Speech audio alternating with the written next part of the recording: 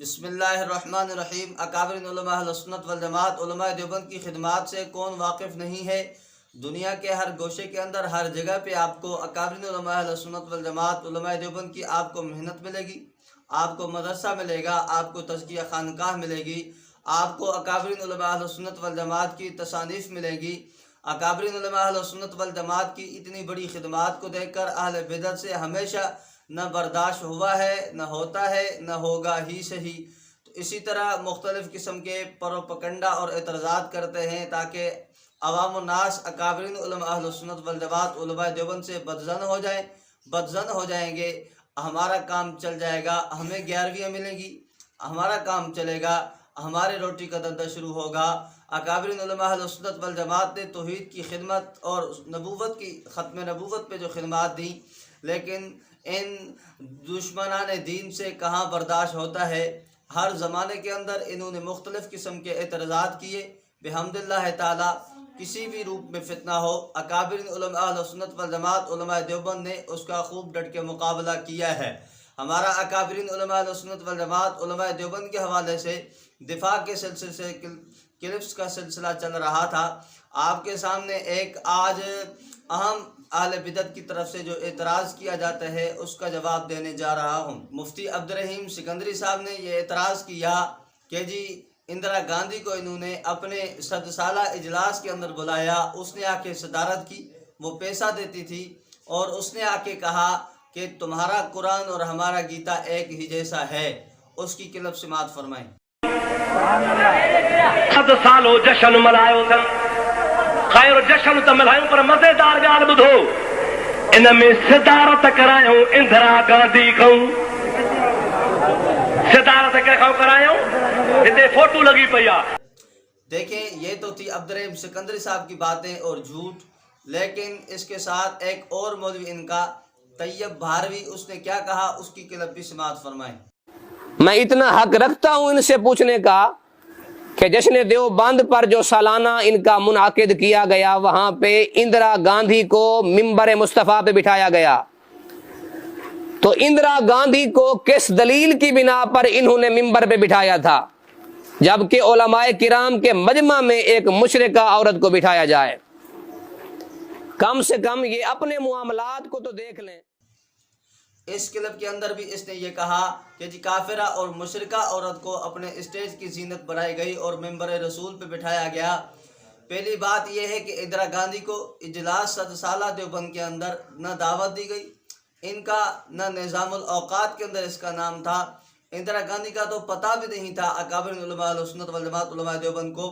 وہ خود آئی، چونکہ الیکشن کا اس وقت ٹائم چل رہا تھا، الیکشن کا وقت تھا۔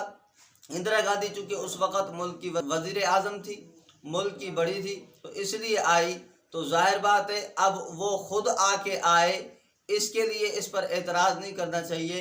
اس پر اہل بدعت کے سامنے ایک مثال میں پیش کرتا ہوں کہ میں آپ سے پوچھتا ہوں، کیا حضرت سلیمان اعلیٰ نبینا علیہ الصلوۃ والسلام کے بادشاہی کے وقت میں جب بلقیسہ ملکہ تھی سبا قوم کی، تو اس وقت حضرت بی بی بلقیسہ اس وقت حضرت سلیمان علیہ السلام کی دعوت پر حضرت سلیمان کے پاس آئی۔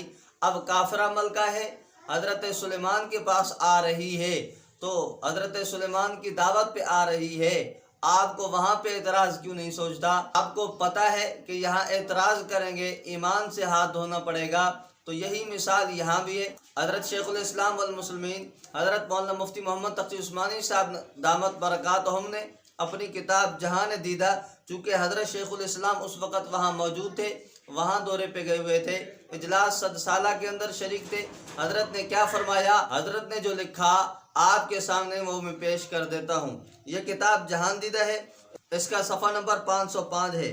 حضرت نے لکھا، اس جلسے میں اندرا گاندھی وزیر اعظم ہندوستان کی شرکت بلا شبہ ایک افسوسناک واقعہ تھا، لیکن اول تو یہ خبر انتہائی غلط اور شر انگیز ہے کہ اجلاس کا افتتاح ان سے کرایا گیا۔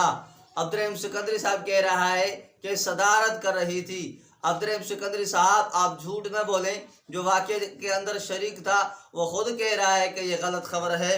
آگے فرمایا، واقعہ یہ ہے کہ وہ ایک عام مقرر کی حیثیت سے جلسے میں خود شریک ہوئی، خود شریک ہوئی، یعنی اس کو دعوت بھی نہیں گئی، وہ خود شریک ہوئی. اور یہ بات کہ جی ان سے وہ صدارت کے لیے بیٹھی تھی، وہ صدارت کر رہی تھی، یہ بھی جھوٹی بات ہے. حضرت فرما رہے ہیں ان کی شرکت دارالعلوم کے منتظمین کی خواہش پر نہیں بلکہ خود ان کے اصرار پر ہوئی. دارالعلوم نے کسی بھی سربراہ مملکت کو اجلاس میں شرکت کی دعوت نہیں دی تھی، لیکن شاید اتنے عظیم اجتماع سے اپنے سیاسی مقاصد حاصل کرنے کے لیے اندرا گاندھی صاحبہ نے اصرار کیا کہ وہ خود اس جلسہ میں شریک ہوں گی. وہ خود، چونکہ الیکشن کا وقت چل رہا تھا، وہ خود شریک ہوئی. اور اس کا یہ کہنا کہ جی دارالعلوم دیوبند والوں نے اس کو بلایا، بالکل جھوٹ ہے. اور دوسری بات یہ ہے کہ اگر یہ غلط ہے احمد رضا خان صاحب پہ، جس عورت نے ایک مقالہ لکھا جس کا نام ہے ڈاکٹر اوشا سانیال نے، اس کے صفحہ نمبر، یہ ابتدا میں مقدمے میں یہ خود لکھتی ہے،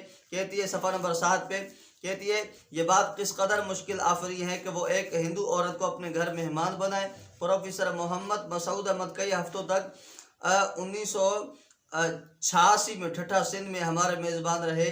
یہ کہہ رہی ہے کہ ایک ہفتہ پروفیسر مسعود، جو کہ بریلیوں کا بہت بڑا مشہور مصنف کالم نگار ہے، اس کے گھر کے اندر رہی. ایک ہفتہ اس کے گھر کے اندر رہی. آپ کو اس اندرا گاندھی پر اعتراض ہے، جبکہ آپ کے گھر کے اندر یہ ایک ہفتہ رہتی ہے، ادھر آپ کا اعتراض کیوں نہیں ہے؟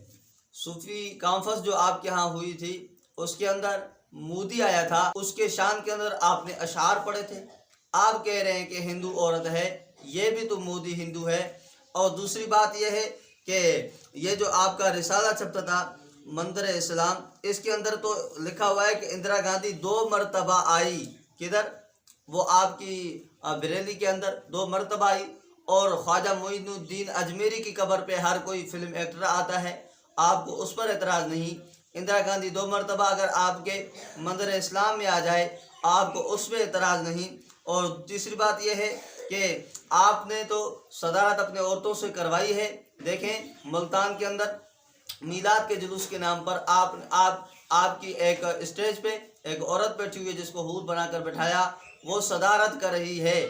اتنے افعال کبیرہ جو آپ کے پاس موجود ہیں، باوجود اس کے کہ ان پر اعتراض نہیں ہے. صرف اکابر علماء اہل سنت والجماعت علماء دیوبند پر اعتراض کرنا، یہ جہالت کے سوا اور نادانی کے سوا کچھ نہیں ہے.